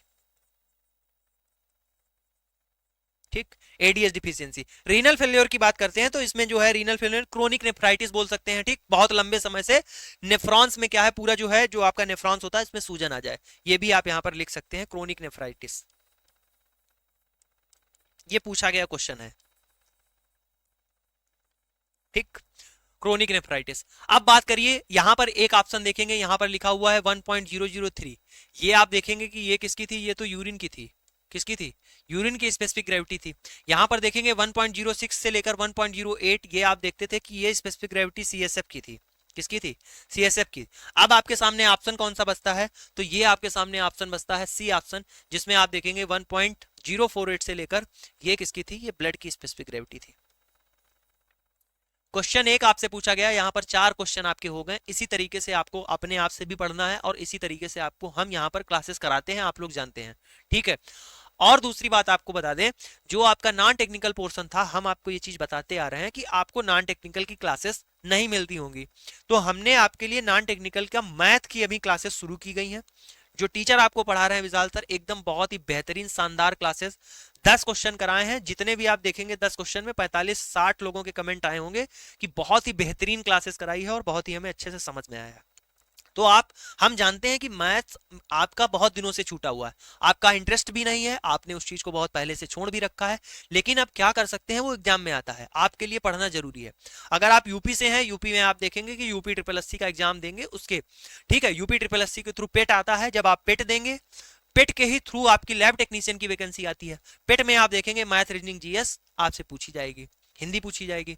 अगर आपको अभी से इसी के साथ में करते जाएंगे तो आपके लिए बेनिफिट रहेगा, तो इसके लिए भी बेनिफिट हो गया। दूसरी चीज, आप जो भी एग्जाम देते हैं जिनमें नॉन टेक्निकल पोर्शन मोस्टली आता है, आप देखेंगे आपका एम्स हो गया, उसमें एमपी ग्रुप 5 हो गया, आपका बीएसएफ एएसआई लैब टेक्नीशियन हो गया, उसमें भी आपका नॉन टेक्निकल पोर्शन पूछा जाता है, मैथ, रीजनिंग। बहुत ही शानदार टीचर हैं, आप उनकी 2 से 3 क्लास जब आप करेंगे, आपको उनके साथ बॉन्डिंग बन जाएगी, बहुत बेहतरीन समझ में आएगा, इस बात की गारंटी मेरी है। जैसे ही आप टेक्निकल पोर्शन पर आप मेरे पे भरोसा दिखा रहे हैं, वैसे ही आप थोड़ा सा धैर्य बनाइए और थोड़ा आप क्लासेस को बहुत अच्छे तरीके से कीजिए। सुनिए, आपने देखा होगा, मैंने खुद उस क्लास को देखा है, वहां पर जिस तरीके से एक भी क्वेश्चन में 10 या 9 क्वेश्चन है, एक भी क्वेश्चन में वहां पर कोई भी कॉन्सेप्ट आपको नहीं बताया गया या फिर मैथ पढ़ा दी गई हो, आपको बेसिक चीजें बताई गई हैं, आपको सोचने की एबिलिटी को बढ़ाया गया है। आपसे यही पूछा गया कि ये इतने की चीज मिल रही है, 10% का डिस्काउंट कर दिया गया तो कितने की हो जाएगी, और अगर उसको 20% लाभ पर बेचना है तो कितने का मिलेगा। तो उस तरीके से ये क्वेश्चन जैसे ही 2-3 करके ऐसे तरीके से क्वेश्चन उन्होंने निकलवाए हैं, बहुत ही बेहतरीन है। ऑलरेडी जो है, मैं बार बार बता चुका हूं आपको, बंदा ऑलरेडी 5 से 6 एग्जाम में सिलेक्टेड है, 5 से 6 साल आपको पढ़ाते हुए उसको एसएससी, बैंक, रेलवे, इन सब में हो गया है। तो आप इस चीज को बिल्कुल ये मत कीजिएगा कि आपको समझ में नहीं आएंगी चीजें, मैथ्स मेरा सब्जेक्ट नहीं है। 2-3 क्लासेस कीजिए, बहुत ही बेहतरीन तरीके से आपको जो है समझ में आएंगी चीजें। ठीक है, आगे चलिएगा, क्वेश्चन को देखिएगा। द लेंथ ऑफ वेस्टर्न गिन पिपेट इज, कितनी होती है, 100 mm, 200 mm, 300 mm या 400 mm। जो आपकी वेस्टर्न गिन पिपेट होती है उसकी लेंथ की बात करें तो भाई मेरे लेंथ होती है उसकी 300 mm। कितनी होती है, 300 mm होती है। ठीक, अब इतना तो बात कर लिया, तो डायमीटर भी तो देख लें। डायमीटर होता है 2.5 mm। ठीक, इंटरनल डायमीटर की बात करते हैं तो कितना होता है, 2.5 mm। और भी बात करते हैं, ये तो हो गई वेस्टर्न गिन की पिपेट की, इसका बी सी ऑप्शन राइट हो जाएगा, ये हो गई वेस्टर्न गिन की। विंट्रोप की बात करते हैं, विंट्रोप की कितनी होती है लेंथ, अगर वेस्टर्न गिन पूछा गया है तो विंट्रोप भी तो पूछा जा सकता है। विंट्रोप की होती है 110 mm लेंथ।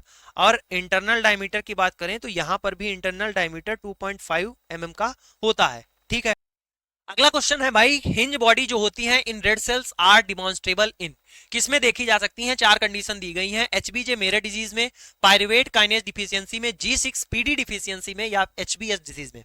तो ये हिंज बॉडी आप क्या है, इसको हमने एक क्लास में आपको बताया हुआ है। हिंज बॉडी में क्या होता है, जो आरबीसी होती है, हिंज बॉडी क्या होती है स्पेशली देखेंगे कि जो आरबीसी होती हैं, आरबीसी के अंदर क्या होता है, जो हीमोग्लोबिन होता है उसकी मेम्ब्रेन पर आकर चिपक जाता है, इंक्लूजन होता है। ठीक, डीनेचर्ड जो हीमोग्लोबिन होता है वो इस पे चिपक जाता है और उसी को क्या कहते हैं, उसी को हिंज बॉडी बोल देते हैं, वो शो होने लगता है आरबीसी में। तो ये किस कंडीशन में हो जाता है आपको बताते हैं, ये कंडीशन जब जो है G6PD की डिफिशियंसी हो जाती है। G6PD क्या होता है, ग्लूकोज 6-फाइडेट डिहाइड्रोजिनेज की जब डिफिशियंसी हो जाती है, कमी हो जाती है, तब आपको आरबीसी के अंदर हिंज बॉडी दिखने लगेंगी। ठीक है, इस G6PD डिफिशियंसी में क्या होता है, आरबीसी क्या होती है, आरबीसी टूटने लगती है, डीनेचर्ड होने लगती है, ठीक, आरबीसी डीनेचर्ड होने लगती है, ठीक है। तो ये हो गई, इसका सी ऑप्शन राइट हो गया। अगले क्वेश्चन पे और चलते हैं, कह रहे हैं which anticoagulant is used in Westergren method. अब वेस्टर्न गिन मेथड से करते क्या थे, वेस्टर्न गिन मेथड से क्या करते थे, अभी आपको बताया पीछे ईएसआर करते थे। अब इस ईएसआर जो करते थे इसमें एंटीकोगुलेंट कौन सा यूज करते हैं, पहले तो ये पता होना चाहिए, ईडीटीए करते हैं, डबल ऑक्सीलेट करते हैं, हेपेरिन करते हैं, या 3.4 सोडियम सिट्रेट करते हैं। तो हम आपको बताएं इसके लिए 3.8% सोडियम सिट्रेट करते हैं, आपने ये जान लिया। अब आपको ये पता होना चाहिए किस रेशियो में करते हैं, तो इस रेशियो में करते हैं, जो 1 होता है, 1 पार्ट आप लेंगे किसका, ये आपका एंटीकोगुलेंट का हो गया, ठीक, और जो आपका 4 पार्ट है ये आपका ब्लड का हो गया, ठीक। नेक्स्ट टाइम ये क्वेश्चन आ सकता है कि जो वेस्टर्न गिन मेथड से हम लोग ईएसआर निकालते हैं उसमें जो है क्या रेशियो रहता है एंटीकोगुलेंट और ब्लड का, 2:4, 3:4, 1:4, 2:4। अब आप देखेंगे कि इस तरीके से क्वेश्चन पूछे जाएंगे और आपको यहां पर हमने ऑलरेडी ऐसी चीजें बता दी। इस तरीके से आप क्लास को करेंगे बेहतरीन अंदाज में, चीजें आपको बहुत ही मस्त समझ में आने वाली हैं। कोई भी दिक्कत हो कमेंट कर दीजिएगा, और हाँ भाई क्लास को शेयर और कर दीजिएगा, जैसे हम आपका मोटिवेशन बढ़ाते हैं, आपको बताते हैं चीजें, आप हमसे मोटिवेट होते हैं तो हम भी आपसे मोटिवेट हों कि हाँ भाई आप लोग बहुत अच्छा रिस्पॉन्स कर रहे हैं। तो वीडियो को लाइक शेयर और स्टेटस लगा दिया करिए थोड़ा सा भाई। Which factor of affect ESR, कौन सा जो फैक्टर अफेक्ट करता है ईएसआर को, टेम्परेचर इफेक्ट करता है, पोजीशन ऑफ ईएसआर ट्यूब करती है, या फिर एक्सेसिव एंटीकोगुलेंट अफेक्ट कर सकता है। तो देखो इसको आप देखेंगे डी ऑप्शन ऑल ऑप्शन लिखा हुआ है, आप देखेंगे कि ईएसआर को कौन इफेक्ट कर सकता है, टेम्परेचर इफेक्ट कर सकता है, हाँ भाई ईएसआर को टेम्परेचर इफेक्ट कर सकता है। पोजीशन ऑफ ईएसआर ट्यूब बिल्कुल आप देखें एकदम वर्टिकली खड़ी होनी चाहिए, आप थोड़ी तिरछा कर देंगे तो क्या हो जाएगा, आप गड़बड़ हो जाएगा ये सर। एक्सेसिव एंटीकोगुलेंट, अभी देखा कि अगर एंटीकोगुलेंट एक रेशियो में मिलाया जाता है 1:4, एंटीकोगुलेंट अगर बढ़ा देंगे विस्कोसिटी बढ़ जाएगी, चीजें गड़बड़ हो जाएंगी, तो क्या होगा आपका टेस्ट भी गड़बड़ हो जाएगा। तो डी ऑप्शन इसका राइट हो जाएगा। आगे क्वेश्चन की ओर चलिएगा, क्वेश्चन कह रहा है in haemoglobin iron in present in. अब देखो हीमोग्लोबिन में आयरन प्रेजेंट होता है फेरस फॉर्म में, हीमोसिडेरियन ग्रेन्यूल्स में, फेरिटिन मॉलिक्यूल में, या फेरिक फॉर्म में। अभी इस ऑप्शन में आपको देखते हुए बताना है कि जो हीमोग्लोबिन होता है आयरन, हीमोग्लोबिन में आयरन जो प्रेजेंट होता है वो फेरस फॉर्म में होता है। तो आप ए ऑप्शन तो लगा दिए, लेकिन कहीं क्या हो जाए, यही जो है एग्जामिनर थोड़ा सा मूड में आ जाए, Fe+2 दे दे, Fe+3 दे दे, अब दे दे, अब आप बताइए कौन सा फेरस है कौन सा फेरिक है, अब आप कंफ्यूज हो जाएंगे। तो आपको यहां पर कंफ्यूज नहीं होना है, Fe+2, ठीक, Fe+2 हर मर्ज की दवा यहां पर आपको मिलेगी, ठीक, कोई भी क्वेश्चन आपका छूटेगा नहीं। Dash cell is biconcave disc shape and non nucleated, 10 बार आपको ये चीज बताते चिल्लाते हुए चले आ रहे हैं। जो आरबीसी होती हैं उनका जो नॉर्मल शेप एंड साइज होता है वो कैसी होती है हमारी आरबीसी, ये जो है नॉन न्यूक्लिएटेड होती हैं, क्योंकि इसके अंदर भगवान ने क्या किया है, न्यूक्लियस और ये सब सारा कुछ मटेरियल निकाल दिया ताकि ये अच्छे से इसके अंदर एचबी जो है अच्छे से टाइटली पैक्ड हो जाए और क्या नाम हो ऑक्सीजन का अच्छे से ट्रांसपोर्ट करे, ठीक। तो इस वजह से ये नॉन न्यूक्लिएटेड होता है, और डिस्क शेप भी होता है, ठीक, डिस्क शेप से होता है ताकि इसकी जो है बाइंडिंग ऑक्सीजन के साथ अच्छी हो, ठीक है। तो कौन हो गया भाई, ए वाला ऑप्शन हो गया सही। नार्मोब्लास्ट की बात करें तो इससे जो है राउंड शेप टाइप की होती है, ठीक, नार्मोब्लास्ट। आगे चलिएगा, क्वेश्चन कह रहा है which physical factor are involve in settling of RBC during the ESR estimation. जब आप ईएसआर का एस्टिमेशन करते हैं, जो आरबीसी सेटल डाउन होकर नीचे बैठती हैं, तो उसमें कौन से फिजिकल फैक्टर इन्वॉल्व होते हैं। कह रहे हैं प्लाज्मा की विस्कोसिटी, ट्रांसफ्यूजन रिएक्शन, डब्ल्यूबीसी का कंसंट्रेशन, प्लेटलेट्स का कंसंट्रेशन। भाई मेरे डब्ल्यूबीसी का कंसंट्रेशन क्या मतलब रहेगा, किसी की डब्ल्यूबीसी ज्यादा हो या कम हो क्या फर्क पड़ता है, प्लेटलेट्स कम हो ज्यादा हो क्या फर्क पड़ेगा, ठीक है, ट्रांसफ्यूजन रिएक्शन हो जाए उससे क्या ही फर्क पड़ेगा, प्लाज्मा विस्कोसिटी पर हाँ मेरे भाई फर्क पड़ेगा। क्यों फर्क पड़ेगा, अभी आप देखिए। प्लाज्मा विस्कोसिटी पर फर्क इस वजह से पड़ेगा, आप देखेंगे कि आप एक गिलास में आपके पास पानी है, ठीक, इसमें क्या है वाटर है, ठीक, इसमें क्या है हनी है, आपके पास शहद हनी है, आप इन दोनों को गिराइए नीचे, ठीक, आप इन दोनों को नीचे गिराइए, किस पर, ऐसे इंक्लाइन सरफेस पर इसको गिराइए, ठीक है। यहां पर हनी को छोड़ दीजिए और यहां पर वाटर को छोड़ दीजिए, कौन जल्दी नीचे आ जाएगा, आप देखेंगे कि वाटर नीचे आ जाएगा जल्दी और हनी कम आ जाए देर में जाएगा। क्यों, क्योंकि क्या है हनी के पास, हनी के जो मॉलिक्यूल्स हैं वो पास पास में है, ठीक है, हनी के मॉलिक्यूल्स क्या है, पास पास में है, इसकी कंसंट्रेशन क्या है, ज्यादा है। ठीक है, इसी भी यहां पर आप देखेंगे कि जो आरबीसी की डेंसिटी क्या होती है, आरबीसी की डेंसिटी क्या होती है, ज्यादा होती है किससे, प्लाज्मा से। ठीक, किससे ज्यादा होती है, प्लाज्मा से ज्यादा होती है। प्लाज्मा से ज्यादा होती है तो क्या होता है कि आरबीसी जो है सेटल डाउन कर जाती है प्लाज्मा में। अभी ऐसे आप देखिए, वाटर है, इसके ऊपर वाटर है, कोई हल्की चीज आप डालेंगे, पेज डाल दिया छोटा सा, वो तैरता रह गया। आपने इसमें बॉल डाल दी, क्या हो जाएगा, सेटल डाउन कर जाएगा। सेम ऐसे ही समझिए कि ब्लड के अंदर प्लाज्मा है और आरबीसी है, उसको आपने खड़ा कर दिया तो आरबीसी हैवी है और नीचे बैठ जाएंगी। क्या होगा, नीचे बैठ जाएंगी। बेसिक सी चीज है, इसको आप कितना आप समझेंगे इस चीज को। तो यहां पर बता दिया आरबीसी की डेंसिटी ज्यादा होती है और प्लाज्मा की डेंसिटी कम होती है। ठीक है, which biological component of plasma affecting the erythrocyte sedimentation rate. अब यहां पर कह रहे हैं जो बायोलॉजिकल जो है कंपोनेंट है वो कौन से हैं जो अफेक्ट कर सकते हैं। एल्बुमिन कर सकता है, लिपिड कंटेंट कर सकता है, या फाइब्रिनोजन कर सकता है। देखो आप अभी ये बात बताई हमने, यहां पर क्या था, जो हनी है इसके क्या हमने बताया, इसकी जो है हनी के मॉलिक्यूल क्या है, बहुत ही पास पास में है। ठीक है, गाढ़ा है, सांद्र है। तो अभी आप देखेंगे कि जो एल्बुमिन होती है, प्रोटीन होती है, फाइब्रिनोजन भी आपको पाएंगे, लिपिड कंटेंट हो गया। तो ये सारी चीजें क्या कर देंगे, ये क्या कर देंगे, ब्लड को, ठीक है, ये क्या करेंगे, जो प्लाज्मा है, प्लाज्मा के अंदर आप जानते हैं कि प्रोटीन पाई जाती है। अगर प्रोटीन कंटेंट ज्यादा हो जाएगा, अभी प्रोटीन कंटेंट ज्यादा हो गया तो धीरे धीरे आरबीसी नीचे आएंगी, तो ये क्या करेगा, इफेक्ट कर देगा। जैसे 1 घंटे में जो आपका इसार आना चाहिए नॉर्मल जो है प्लाज्मा में, अगर मान लो प्लाज्मा में प्रोटीन कंटेंट ज्यादा है, लिपिड कंटेंट ज्यादा है, फाइब्रिनोजन ज्यादा है, तो ईएसआर क्या हो जाएगा, कम हो जाएगा और देर में आएगा, धीरे धीरे आरबीसी सेटल डाउन होंगी। इस बात को आप बहुत बेहतरीन तरीके से समझ चुके होंगे। ठीक है, डी ऑप्शन क्या हो जाएगा, राइट हो जाएगा। आगे चलिएगा, क्वेश्चन कह रहा है कि हीमोग्लोबिन ए टू जो होता है वो मेड अप होता है, किससे बना होता है, अल्फा एंड बीटा से, अल्फा एंड डेल्टा से, अल्फा एंड एप्सिलॉन से, या अल्फा एंड गामा से। आपको बता चुके हैं हीमोग्लोबिन जो नॉर्मल होता है ये HbA1 होता है। ठीक, फिर उसके बाद HbA2 होता है। HbA1 में देखेंगे तो 2 अल्फा और 2 बीटा चेन होती है। HbA2 की बात करें तो इसमें क्या होता है, अल्फा और डेल्टा चेन होती है। इसका बी ऑप्शन क्या हो जाएगा, राइट हो जाएगा। सी ऑप्शन इसका राइट हो जाएगा। अल्फा और गामा चेन की बात करें तो ये किसमें होता है, ये HbF में होता है, हीमोग्लोबिन जो फीटल होता है। ठीक है मेरे भाई, हीमोग्लोबिन जो फीटल होता है। हीमोग्लोबिन A2 की बात करेंगे, की गई है कि A2 किससे मिलकर बना होता है, तो हमने आपको बता दिया A2 जो मेरे भाई अल्फा और डेल्टा चेन से मिलकर बना होता है। देखिए अगला क्वेश्चन बहुत ही बेहतरीन क्वेश्चन है, which physical and physiological factors आपको बताने हैं जो रिटार्ड कर सकते हैं रोलेक्स फॉर्मेशन को। मतलब यहां पर 3 ऑप्शन दिए गए हैं आपके सामने, इनमें से आपको बताना है कौन फिजिकल और फिजियोलॉजिकल यहां पर फैक्टर दिए गए हैं जो रोलेक्स फॉर्मेशन होता है उसको कम कर सकते हैं, यानी जो रोलेक्स फॉर्मेशन बनना था उसमें कमी कर सकते हैं। कौन से, पहला ऑप्शन दिया है स्पेरोसाइटोसिस, दूसरा ऑप्शन दिया है इंक्रीज एमसीवी, तीसरा ऑप्शन दिया है डिक्रीज जो है एमसीएच। पहले तो ऑप्शन को समझते हैं। ऑप्शन में पहला ऑप्शन देखेंगे आप यहां पर, स्पेरोसाइटोसिस क्या है। स्पेरोसाइटोसिस का मतलब है कि जो आरबीसी का शेप है वो कैसा हो जाए, वो स्पेयर टाइप की हो जाए। ठीक, स्पेयर टाइप की हो जाए, उसी को बोलते हैं स्पेरोसाइटोसिस। ठीक, आरबीसी शेप कैसा हो गया, स्पेयर टाइप का। अब इंक्रीज एमसीवी, एमसीवी का मतलब क्या होता है, एमसीवी का मतलब होता है मींस कार्पस्कुलर वॉल्यूम। ठीक, क्या होता है, मींस कार्पस्कुलर वॉल्यूम होता है। अब इसका मतलब है कि जो है वॉल्यूम बढ़ गया है। ठीक, क्या हो जाया है, जो सेल्स का है वो वॉल्यूम बढ़ जाएगा इसमें। ठीक, ये इफेक्ट करेगा क्या, अभी आपको सारी चीजें बताएंगे, पहले ऑप्शन समझिए सारे। उसके बाद कह रहे हैं डिक्रीज एमसीएच। एमसीएच का मतलब क्या है, मींस कार्पस्कुलर हीमोग्लोबिन। मतलब ये है कि साइज जो है सेल का डिक्रीज हो गया। ठीक, decrease cell size. Decrease MCH का मतलब क्या है कि जो सेल का साइज है वो डिक्रीज हो गया। पहले ऑप्शन पे आओ मेरे भाई, पहला ऑप्शन कह रहा है कि जो आरबीसी का शेप है वो स्पेयर टाइप की हो गई।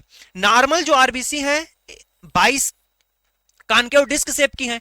अगर उनमें जो है, अगर आप देखेंगे कि उनका शेप बदल गया, उनका अगर शेप स्पेयर टाइप की हो जाएंगी तो ये देखो आपस में एग्रीगेट करेंगी, कितनी चिपक पाएंगी, तो ये भी इफेक्ट करेगा। आप समझ रहे हैं कि इसमें देखिए कि कैसे इफेक्ट कर जाती थी, ऐसे चिपक जाती थी। यहां पर आप देखेंगे स्पेयर टाइप की होंगी तो ये भी भाई स्पेरोसाइटोसिस इफेक्ट कर देगा। दूसरा कह रहे हैं मींस कार्पस्कुलर वॉल्यूम, यानी सेल का वॉल्यूम बढ़ गया। अगर सेल का वॉल्यूम बढ़ गया है तो भाई मेरे कहीं पहले छोटी थी, अब क्या है, बड़ी बड़ी सेल्स हो गई। तो रोलेक्स फॉर्मेशन में बड़ी सेल्स में आप देखेंगे कि आपस चिपकने में दिक्कत नहीं होगी क्या, रोलेक्स फॉर्मेशन में दिक्कत होगी कि नहीं, तो ये भी इफेक्ट कर देगा। डिक्रीज एमसीएच है, यानी सेल का साइज क्या हो गया, सेल का साइज कम हो गया। अगर सेल का साइज कम हो गया है तो ये भी क्या है, इफेक्ट कर देगा ना रोलेक्स फॉर्मेशन को। क्यों मेरे भाई, ये भी इफेक्ट कर देगा रोलेक्स फॉर्मेशन को। तो आप यहां पर बताइएगा कि कौन सा ऑप्शन सही हो जाएगा, इसका डी ऑप्शन राइट हो जाएगा, डी ऑप्शन इसका राइट हो जाएगा। ठीक है, आगे चलिएगा, क्वेश्चन कह रहा है which biomolecule enhance the rouleaux formation, कौन सा जो है बायोमॉलिक्यूल इनहेंस कर देता है रोलेक्स फॉर्मेशन को, फाइब्रिनोजन कर देता है, गामा ग्लोबिन कर देता है, डेक्स्ट्रॉन कर देता है। तो मेरे भाई हम आपको बता दें, ये जितने भी बायोमॉलिक्यूल्स हैं, ये सारे जो बायोमॉलिक्यूल्स हैं यहां पर आप देख सकते हैं, ये सारे क्या करते हैं, ये सारे जो है इनहेंस कर देते हैं रोलेक्स फॉर्मेशन को। क्या करते हैं, ये सारे बायोमॉलिक्यूल्स इनहेंस कर देते हैं रोलेक्स फॉर्मेशन को। अगला क्वेश्चन कह रहा है reticulocyte are stain with the which type of stain, haematoxylin, eosin, brilliant cresyl blue या क्रिस्टल वायलेट। यहां पर आपके सामने 4 ऑप्शन दिए गए हैं, आप इस क्वेश्चन का आंसर हमें कमेंट बॉक्स में बताएंगे कि भैया कि इसका आंसर क्या होता है। जो आरसी के लिए जो स्टेन की जाती है, आरसी के लिए जो स्टेन की जाती है, ठीक है, आरसी के लिए जो स्टेन की जाती है वो हमें आपको बताना है कमेंट करके कि विच टाइप ऑफ स्टेन का प्रयोग किया जाता है, ये आप हमें कमेंट करके बताएंगे। क्वेश्चन आपके यहां पर हो चुके हैं, आप बताइएगा कि ये क्लास कैसी लगी, और इसी तरीके से बेहतरीन अंदाज में हम डेली आपके लिए क्लास 9 बजे लेकर आते हैं। नॉन टेक्निकल भी पोर्शन आपका आएगा जिसमें सिर्फ और सिर्फ एक भी क्वेश्चन बाहर का नहीं होगा, सारे क्वेश्चन प्रीवियस ईयर एग्जाम्स में जो पूछे गए होंगे। नॉन टेक्निकल का मतलब आपकी मैथ हो गई, रीजनिंग हो गई, जीएस हो गई, एक क्वेश्चन भी बाहर का नहीं रखेंगे, सारे पहले हम प्रीवियस ईयर क्वेश्चन डिस्कस करेंगे। यहां पर भी जो आप क्वेश्चन देख रहे होंगे ये सारे प्रीवियस ईयर के क्वेश्चन ही हैं। ठीक है, अभी हम लोगों ने हिस्टोपैथोलॉजी की है, अब आपकी नेक्स्ट क्लास जो है 2019 का आरआरबी का पैरामेडिकल पेपर आपको कल करवाया जाएगा। ठीक है, आरआरबी पैरामेडिकल 2019 का पेपर आपको कल कराया जाएगा। बेहतरीन आपको वहां पर आप देखेंगे 300 से भी अधिक क्वेश्चन उस क्लास में हम लोग डिस्कस करने वाले हैं। उससे आप ये अंदाजा लगा सकते हैं कि कैसे क्वेश्चन पूछे जा सकते हैं, कैसे आप अपनी और तैयारी को इनहेंस कर सकते हैं, और उनसे आपके ये देखिएगा कि 300 क्वेश्चन उन 70 क्वेश्चन से 75 क्वेश्चन से आपके 300 क्वेश्चन कवर हो जाएंगे। तो बहुत ही शानदार क्लास आपकी वो होने वाली है, आप उस क्लास को भी जरूर करिए। सारी क्लासेस आपके लिए बेहतरीन है, आपको सारी क्लासेस करनी चाहिए, और अभी आपके पास मौका जो है उसका आप लाभ उठाइए और अपनी तैयारी को शानदार तरीके से करते रहिए। मिलते हैं नेक्स्ट क्लास में, तब तक के लिए जय हिंद।